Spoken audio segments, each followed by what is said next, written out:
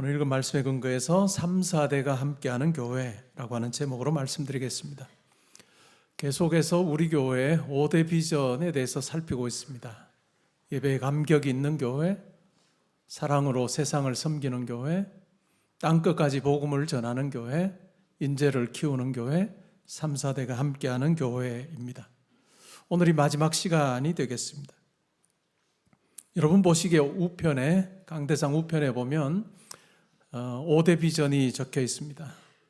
여러분들이 예배당으로 들어오실 때마다 또 와서 앉아서 기도하실 때마다 이것을 놓고 기도해 주시면 좋겠습니다. 하나님, 우리 교회가 이와 같은 교회가 되게 해 주십시오.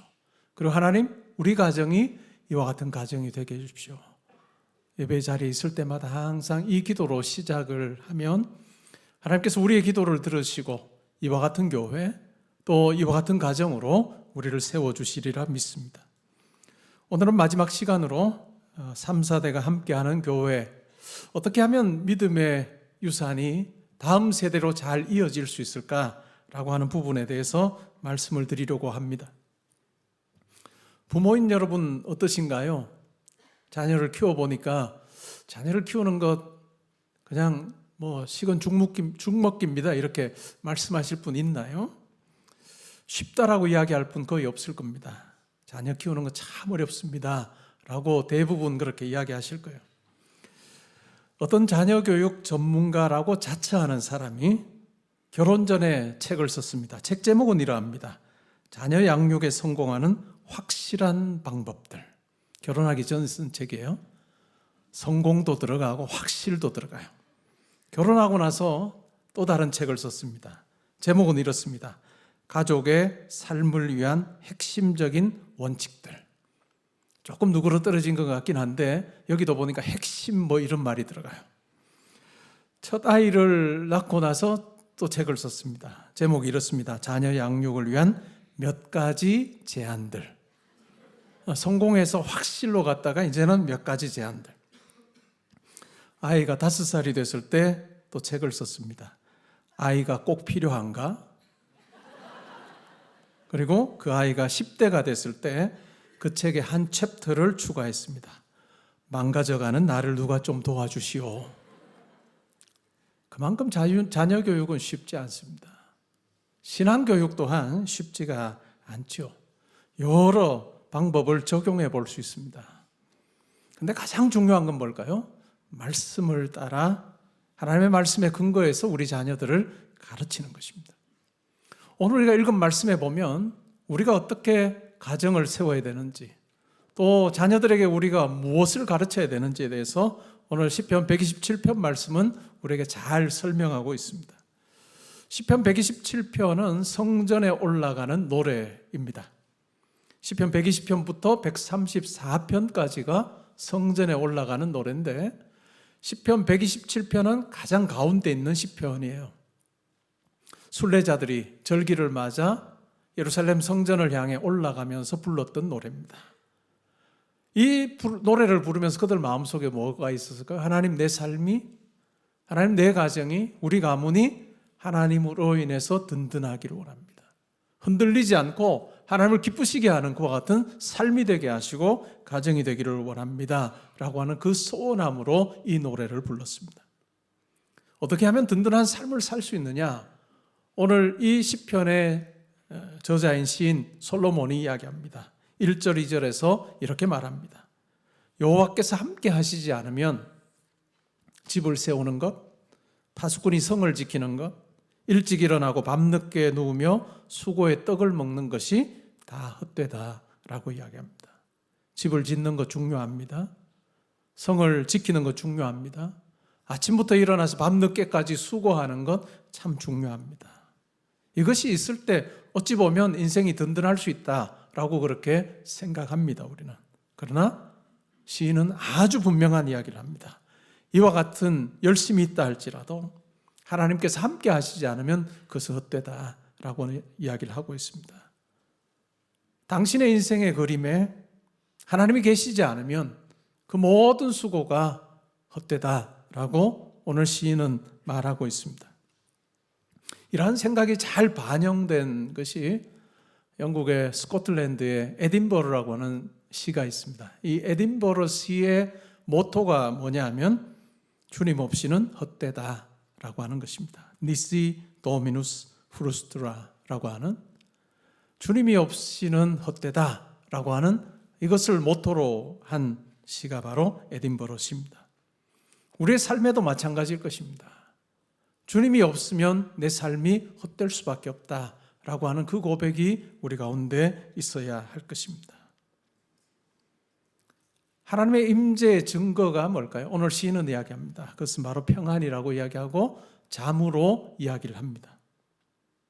하나님이 사랑하는 자에게 잠을 주신다라고 그렇게 말씀하고 계십니다. 시편 3편 5절에서 다윗은 이렇게 말합니다. 내가 눕고 자고 깨었으니 주께서 나를 붙드심입니다. 하루를 마감하면 우리는 잠자리에 듭니다. 이튿날 잠에서 깨죠. 여러분, 과연 이 시인과 같은 고백이 여러분 가운데 있습니까? 내가 눕고 자고 깨었으니 주께서 나를 붙들어 주셔서 가능한 것이었습니다. 우리에게 이 고백이 있을 때 우리에게 주어지는 하루는 하나님이 붙들어 주신 하루임을 고백하는 것으로 시작하는 것입니다. 하나님께서 나에게 주신 하루가 그저 주어지는 내 마음대로 해도 되는 그와 같은 하루가 아니라 하나님께서 나를 붙들어 주셨기 때문에 가능한 그와 같은 기회라는 것을 우리는 기억할 필요가 있습니다. 많은 사람들이 잠자리에서 잠을 자지 못합니다. 비싼 침대, 좋은 침대를 사서 잠을 자볼까 하지만 그러나 비싼 침대에 누워도 잠을 자지 못하는 사람들이 많습니다. 여러 가지 염려와 걱정으로 인해서 잠을 자지 못하는 많은 분들이 있습니다.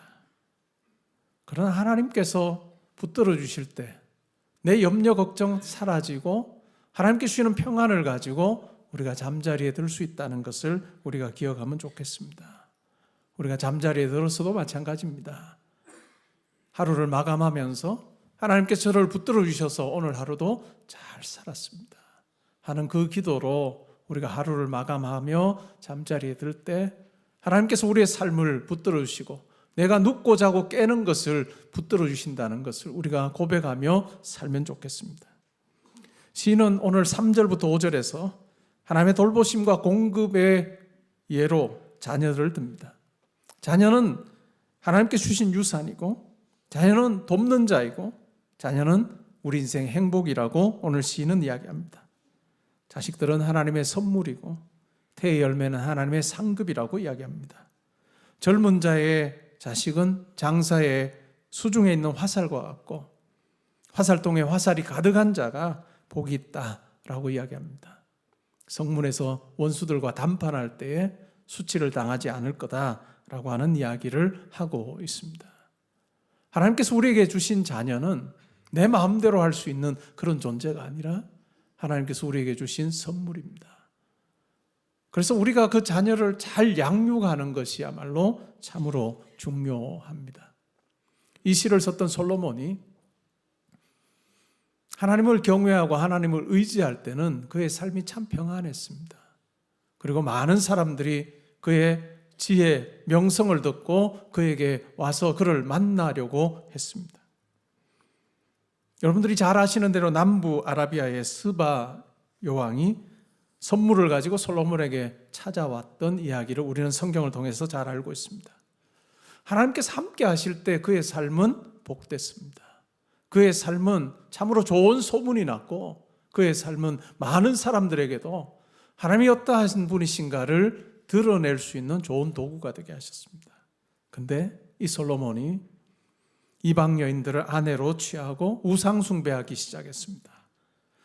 그 모습을 보고 하나님께서는 진노하십니다. 하나님께서는 솔로몬 때에는 그 이스라엘 나라를 둘로 나누지 않으셨지만 그러나 솔로몬의 아들 르호보암 때에 가서는 둘로 나누십니다. 북왕국 이스라엘과 남쪽 유다로 나누어지게 하시고 솔로몬의 아들 르호보암은 남쪽 유다의 왕이 되게 하셨습니다. 여전히 르호보암이 아세라 신을 섬깁니다. 하나님 보시기에 합당하지 않은 많은 일들을 행합니다. 그저 하나님께서는 애구방을 들어 사용하십니다. 전쟁을 치러 와서 왕궁의 보물을 빼앗아갑니다. 많은 공물을 바침으로 그냥 속국의 관계로 지내게 됩니다. 왕궁에 있었던 금방패 다 가져갑니다. 금방패는 다 빼앗기고 노스로 방패를 만들었습니다. 솔로몬 왕이 하나님을 의지할 때는 왕궁의 창고가 차고 넘치게 하셨습니다. 그러나 하나님을 떠날 때 그 후손들의 삶은 참으로 비참해졌다라고 하는 것을 우리가 기억할 필요가 있습니다. 한 사람의 삶이 얼마나 중요한가. 다윗으로 시작된 그 영광의 나라가 솔로몬에게 가서 하나님을 경외하는 데서 다른 길로 가게 됐을 때 그 후손들의 삶이 참으로 피폐해진 것을 우리는 잘 알고 있습니다. 여러분, 우리의 기도 중에 꼭 필요한 기도가 무엇일까요? 나를 위한 기도 필요하죠. 자식을 위한 기도 필요하죠.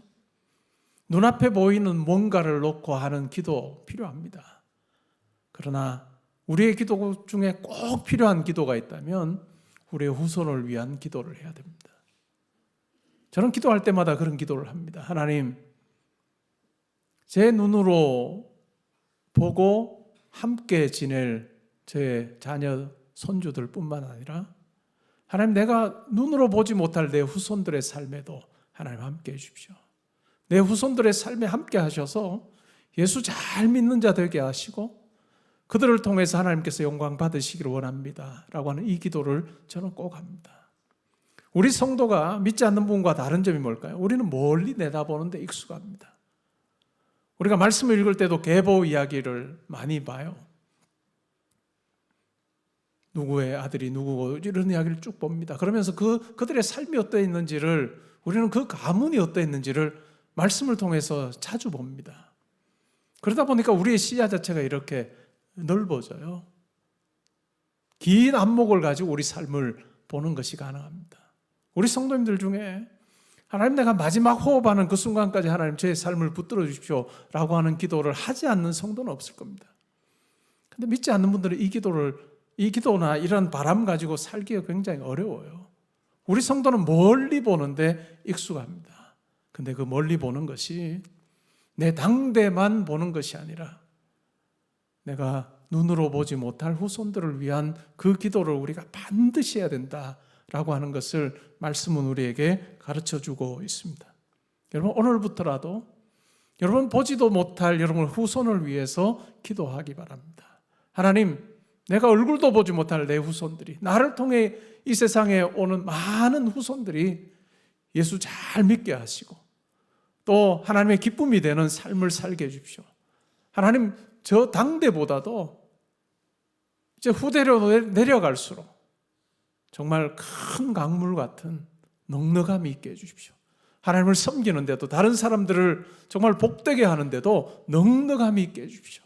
그래서 큰 강에 많은 물고기들이 있으면서 참으로 사는 것처럼 그런 넉넉한 삶, 풍성한 삶이 우리 후손의, 내 후손의 삶 가운데 있게 해주십시오 라고 하는 이 기도를 우리가 하면 좋겠습니다. 여러분, 이 기도는 당대를 사는 우리가 해줘야 되는 기도다라고 하는 것을 여러분 기억하시기 바랍니다. 그리고 여러분들 자녀들에게, 손주들에게 너희들 이 기도 꼭 해라.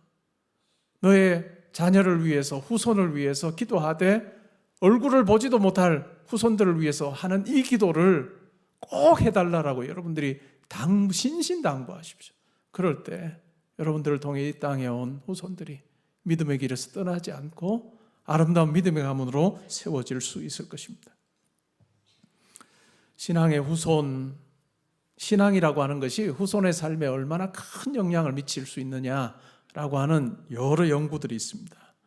그 중에 저는 오늘 하나를 소개하려고 하는데요. 알버트 윈쉽이라고 하는 미국의 교육자이면서 교육 언론인으로 살았던 사람이 1900년에 책을 하나 씁니다. 그 책 제목은 죽스하고 하이픈하고 에드워즈입니다. 이 책에서 다루는 100페이지 채 안 되는 내용인데 이 책에서 다루는 것이 있다면 주크 가문 그리고 에드워즈 가문을 비교하는 것입니다. 이 알버트 윈십이라고 하는 사람이 조나단 에드워즈라고 하는 아주 유명한 18세기의 영적 대각성 운동을 일으켰던 이 사람의 가문에 대해서 쭉 살피는 겁니다. 그러면서 이 사람보다 윈십보다 조금 한 20년 전에 했던 맥스 주크라고 하는 가문에 대해서 연구한 것을 비교한 책이 바로 이 책입니다. 맥스 주크라고 하는 이 사람은 1720년에 뉴욕주에서 태어난 사람입니다. 그의 조상은 네덜란드 사람이에요. 네덜란드계 미국인입니다. 특별히 살면서 나쁜 짓을 많이 한 사람은 아니었습니다. 굉장히 낙천적인 사람이고 재치 있는 사람이었습니다. 근데 공부를 하기보다는 또 일을 하기보다는 그냥 낚시를 하거나 사냥을 하거나 새를 잡는 것을 더 좋아했던 사람입니다. 이 맥스 주크의 경우 그의 삶을 보면 현재만 생각하는 사람이에요. 그리고 할 수 있다면 자유분방한 삶을 살았습니다. 신앙 가지지 않았습니다. 하루하루 즐기는 것, 그것이 그의 삶의 모토였습니다. 그런데 이러한 것이 그의 자녀들에게 고스란히 물려졌습니다. 반면에 이 책에서 다루고 있는 다른 한 사람, 조나단 에드워즈는 18세기 영적 대각성 운동을 일으켰던 미국의 북동쪽에 있는 북동 쪽의 해안 지역인 뉴잉글랜드라고 하는 이 6개 주를 우리가 뉴잉글랜드로 부르는데 그 뉴잉글랜드 지역에 정말 대각성 운동을 주도했던 사람이 바로 이 조나단 에드워즈입니다. 그는 예일 대학을 졸업을 했고 23세에 목사 안수를 받습니다. 그리고 25년을 목회를 했습니다. 인디언들에게 선교하는 일에 열심을 내었고 말년에는 프린스턴 대학, 그때 막 이제 만들어진 프린스턴 대학의 초대 총장을 지내기도 했던 사람입니다. 이 두 사람, 맥스 주크와 또 이 조나단 에드워즈 두 사람의 후손들을 쭉 살핀 책입니다. 맥스 주크의 후손에 대해서 쭉 살펴보니까, 그러니까 현재 그냥 오늘이 중요하다라고 하는 생각 가지고 자유분방한 삶을 살았던 이 맥스 주크의 후손을 쭉 살펴보니까 한 1200명 정도 되는 후손을 쭉 연구를 해보니까 이런 모습으로 살고 있다는 거죠. 1200명 중에서 한 300명 정도는 어렸을 때 세상을 떠납니다. 여러 가지 환경에서 태어나서 자라다 보니까 나이가 들기 전에 세상을 떠나는 사람이 한 300명 정도였고, 한 440명 정도는 알코올 중독이라든지 아주 나태한 그러한 삶으로 인해서 굉장히 병약한 삶을 살고 있는 것을 확인을 했습니다. 그리고 310명은 거지로 살고 있고 150명은 범죄자로 살고 있고 60명은 절도범으로 살았고 그 중에 7명은 이 후손 중에 7명은 살인자였고 50명은 매춘부로 사는, 이 사는 모습을 보면 정말 우리가 그렇게 막 흠모할 만한 그런 삶은 전혀 아닌 거죠. 그러니까 미래를 내다보고 무언가를 준비하고 그러한 모습을 자녀들에게 넘겨주지 않을 때 어떤 결과가 있느냐? 물론 신앙이 없었고요. 그러한 부분을 잘 보여줍니다. 반면에 이 조나단 에드워즈의 후손들을 살펴본 거예요. 그가 세상을 떠난 지 한 140년 지난 후에 그의 일가 한 1390명을 쭉 살펴봤습니다. 대학을 졸업한 사람이 285명입니다. 오늘날 우리는 대학 졸업한 게 그게 어때서 특별한가 이렇게 생각할지 몰라도 19세기만 해도 대학을 졸업하는 사람의 비율이 굉장히 낮을 때입니다. 그런데 이 조나단 에드워즈는 공부에 관심이 굉장히 많았어요. 교육에 관심도 많았고 신앙에 관심이 많았고 다음 세대에 대한 관심이 굉장히 많았습니다. 그러다 보니까 후손들도 대학을 졸업한 사람들이 285명이나 되는, 그 당시와 비교해 보면 굉장히 높은 비율입니다. 그리고 후손 중에서 13명이 대학 총장이었습니다.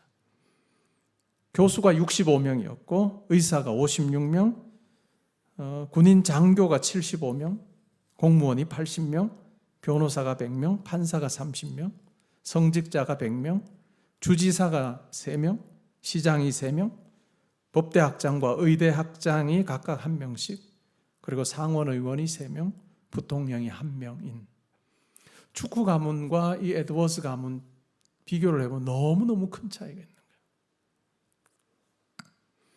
한 사람으로 인해서 오는 후손이 얼마나 다를 수 있는가라고 하는 것을 우리에게 잘 보여줍니다. 그리고 신앙이 후손들에게 얼마나 큰 영향을 미칠 수 있는가라고 하는 것을 잘 보여줍니다. 우리가 기도해야 되는 이유겠죠.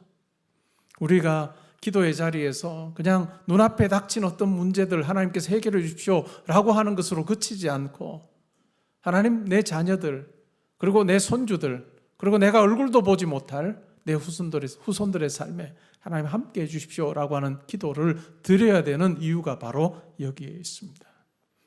여러분의 조상은 어떤 분인지요? 여러분의 아버지, 여러분의 할아버지, 할머니는 어떤 분입니까?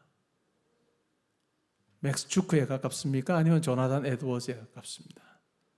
근데 이건 우리가 선택할 수가 없는 거였죠. 우리가 그렇게 태어난 걸요. 근데 정말 중요한 건 뭘까요?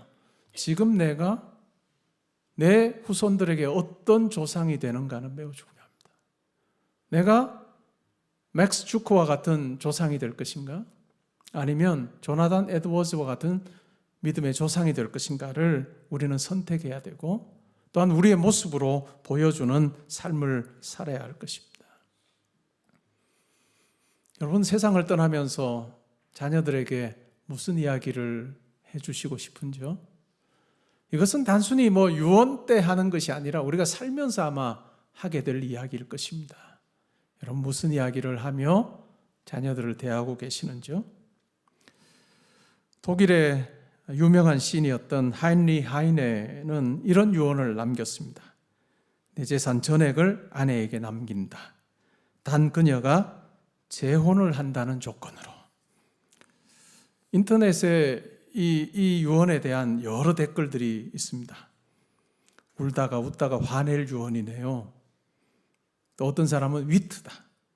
어떤 사람은 얼마나 아내에게 당했으면, 또 어떤 사람은 진정으로 아내를 사랑했네요. 또 어떤 사람은 폭탄 돌리기. 여러 댓글이 있습니다. 성경에서 매우 유명한 유언을 우리는 알고 있죠. 창세기 50장에 보면 요셉이 세상을 떠나면서 남기는 유언입니다. 110세에 그는 세상을 떠납니다. 30세에 애굽의 총리가 되었던 사람이죠. 그리고 80년 동안 애굽의 주류 사회에서 지냈던 사람입니다. 그는 이미 80년 동안 애굽에서 아주 주류 사회에 지내면서 애굽에 뿌리를 내리고 그의 후손들이 애굽에서 살만한 여건을 다 가졌던 사람입니다. 경제적으로나 또한 여러 사회 지위적인 부분에서도 이 가문 자체가 애굽에서 뿌리를 내리는데 어려움이 없을 거예요. 그런데 요셉은 110세에 세상을 떠나면서 이렇게 말합니다. 나는 이제 죽겠지만은 하나님께서 당신들을 보호하실 것이다. 형들도 있었을 것이고 또 여러 후손들이 있는 자녀도 있고 에브라임과 므낫세도 있고 또 손주들도 있고 증손주들도 있는 그 자리에서, 그리고 형들도 있는 그 자리였을 거예요. 나는 죽을 것이지만 하나님께서 너희들을 돌보실 것이다. 그리고 너희를 이 땅에서 인도하여 내셔서 아브라함과 이삭과 야곱에게 맹세하신 땅에 이르게 하실 것이다. 근데 그 다음이 중요해요. 너희들이 여기를 나갈 때, 떠날 때 내 뼈를 가지고 약속의 땅으로 들어가 달라라고 하는 이야기를 합니다. 뿌리를 내리기에 충분한 여건 가운데 살았던 그였지만 그의 생각 속에는, 그의 마음 속에는 내가 약속의 땅에 들어가면 좋겠다라고 하는 것이 소망이었습니다. 너희들 이 땅에서 잘 먹고 잘 살아라. 내가 80년 동안 이뤄놓은 게 이거니까 너희들 염려 안 해도 될 거다라고 하는 그 말로 유언으로 남김으로 끝나는 것이 아니라, 자기의 삶을 마감하는 것이 아니라 약속의 땅에 들어갈, 그리고 그 약속의 땅에 들어갈 때 내 유고를 가지고 들어가 달라라고 하는 부탁을 하고 있습니다. 요셉의 삶이 어떠했는지를 우리는 이 유언을 통해서 압니다. 하나님께 주신 그 약속의 자리에 내가 있기를 원한다. 그 약속의 땅에 내가 죽어서라도 들어가기를 원한다. 그리고 내 후손들이 다 그 약속의 땅에서 살기를 소원한다 라고 하는 그 마음이 있었습니다. 이 요셉의 유언을 통해서 우리는 멀리 내다보는 신앙인의 모습을 우리가 발견하게 됩니다.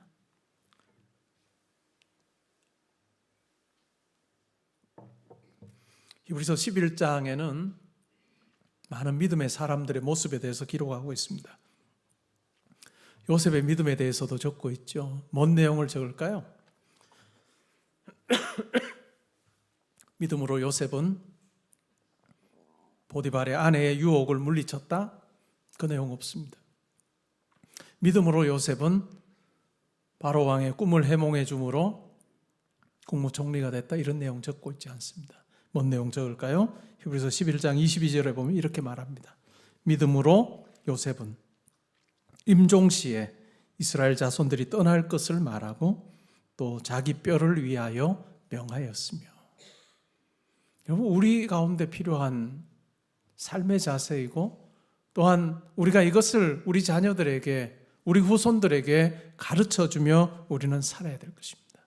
그러할 때 우리는 믿음의 명문 가문을 이룰 수 있을 것입니다.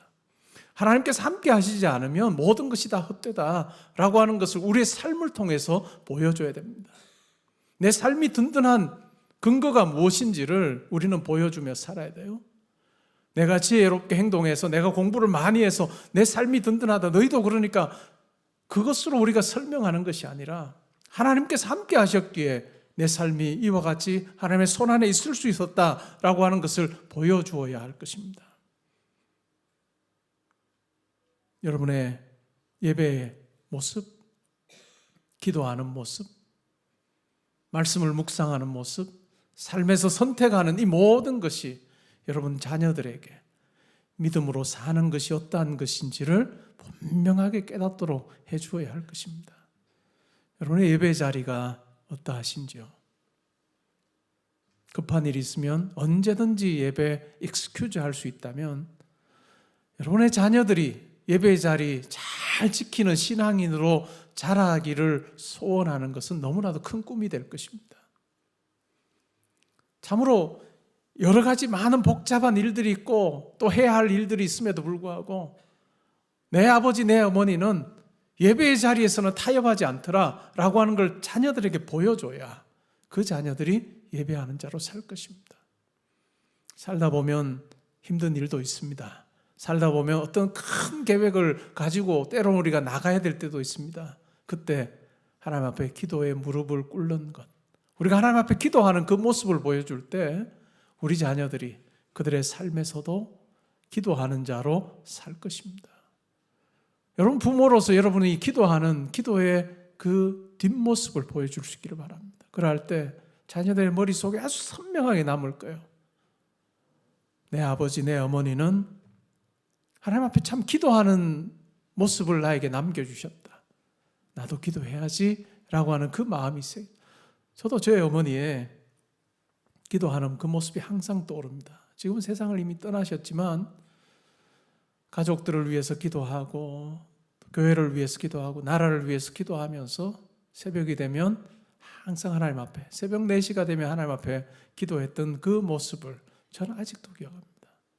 우리가 기도할 때 하나님께서 우리 가정을 붙들어 주신다라고 하는 것을 우리 자녀들에게 보여줘야 될 것입니다. 아니, 멋들어진 말로요? 아닐 거예요. 멋들어진 말 안 듣습니다. 2번 이야기하면 꼰대 됩니다. 근데 기도하는 모습을 보여주면 어떨까요? 남습니다. 힘든 일이 있을 때, 자녀들이 힘든 일이 있을 때, 그래, 우리 기도하자. 기도하면 하나님께서 가장 선한 길로 인도하실 것이다. 우리가 인커리지 하는 거예요. 근데 우리가 기도하지 않으면 우리에게서 나가는 말이 어떻게 될까요? 용기를 다 빼앗습니다. 디스커리지 하는. 용기를 다 빼앗아 버리는 그런 모습으로 우리가 살 수밖에 없어요. 우리의 기도하는 모습, 예배의 자리에 있는 것, 그리고 하나님의 말씀을 정말 사모하면서 우리가 읽을 때 우리 자녀들이 하나님의 말씀을 가까이 하는 자로 살 것입니다. 그리고 중요한 결정할 때 기도로 결정하고 분명한 목적을 가지고 이것이 하나님의 영광이 되느냐, 하나님께 영광 돌리는 선택이냐 아니냐를 우리가 순간순간 선택하는 것을 보여줄 때 우리 자녀들도 하나님을 기쁘시게 하는 쪽을 선택하는 자녀로 살게 될 것입니다. 사랑하는 성도 여러분, 여러분이 정말 믿음의 명문가의 시초가 될 수 있기를 바랍니다. 여러분 물론 윗대에서 신앙생활 잘 하셨다면 잘 이어받아서 그 믿음의 바통이 여러분 자녀들에게 잘 이어지면 좋겠어요. 어떤 경우는 자녀들에게 이게 연결이 잘 안 된 가정들도 있을 거예요. 그러면 어떻게 하면 될까요? 손주들을 붙잡으십시오. 손주들을 붙잡아서 아이들이 아주 열심히 있게 신앙생활 딱 하게 하면 조금 끊어졌던 그 연결고리도 손주들 통해서 여러분 자녀들이 연결이 될 것입니다. 근데 우리의 관심은 항상 그것이 있어야 돼요. 정말 3, 4대가 함께 신앙생활하고 정말 아름다운 믿음의 명문 가문 이루기를 원합니다 하는 그 기도가 오늘부터라도, 이왕 해오셨던 분들은 뭐 잘하신 거고, 오늘부터라도 여러분의 기도 가운데 아주 분명한 것으로 자리 잡으면 좋겠습니다. 여러분 비행기를 타면 승무원들이 항상 비상사태가 발생하면 산소 마스크를 쓰는 부분에 대해서 이야기를 합니다. 어떻게 항상 이야기를 하던가요? 만약에 어린아이를 동반한 부모가 이 비행기를 탄 경우에 누구부터 먼저 쓰라고 하던가요? 부모가 먼저 산소 마스크 쓰라고요. 아이에게 먼저 씌워주지 말고 부모가 먼저 산소 마스크 쓰고 그 다음에 아이에게 씌워주라라고 이야기합니다. 왜요? 부모가 산소 마스크를 쓰지 않고 위급한 상황이 되면 아이를 도와줄 수도 없습니다. 우리의 신앙이 그러합니다.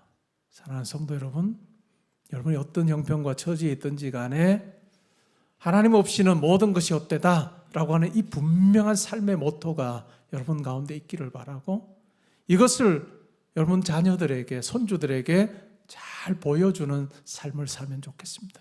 그리고 그것이 잘 이어지고 언젠가 우리가 하나님의 부르심을 받고 나서 우리를 보지도 못하는 우리 후손들이 이 땅에 살 때도 내가 그것을 보여주었던, 내가 하는 모습을 보았던 우리 자녀들이, 우리 손주들이 또 자기 자녀들에게, 손주들에게 잘 이어준다면 아름다운 믿음의 가문으로 세워지리라 믿습니다.